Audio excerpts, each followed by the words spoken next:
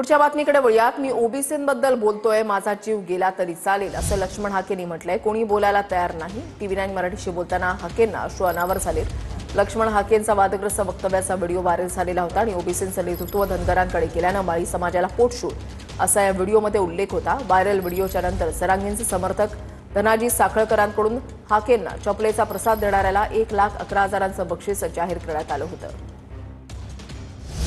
मी जे काही प्रश्न उपस्थित करतोय त्या प्रश्नाचं उत्तर मला मिळावं म्हणजे ओबीसी बांधवांना मिळावं।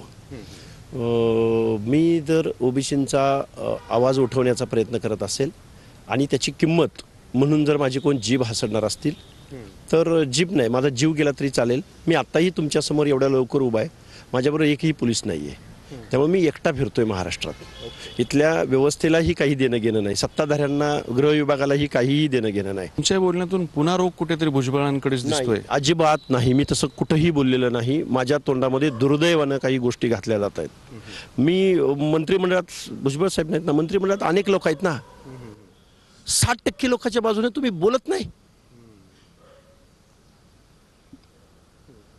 त्यामुळं मी प्रचंड फ्रस्ट्रेट आहे, पण मी बोलायचं थांबणार नाही। भावनिक होताय सर तुम्ही, कारण जी गोष्ट झाली नाही, मी गेली 2 वर्ष भुजबळ साहेबांचे एकही स्टेटमेंट असं नाही की मी त्यांच्याबाबत बोलत नाही। त्यांचे सगळे वार माझ्या अंगावर झेललेत। हे एवढी गोष्ट बोलत असताना त्यामुळं ठीक आहे।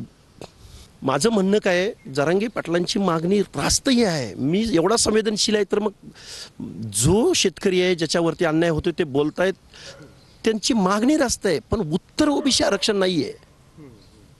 ओबीसी आरक्षण हे रिप्रेझेंटेशनसाठी आहे, प्रतिनिधित्वासाठी आहे। गावगाड्यातल्या बलुत्या अलुत्याचं इथल्या निर्णय प्रक्रियेमध्ये प्रतिनिधित्व असलं पाहिजे, यासाठी ओबीसीचं रिझर्वेशन आहे।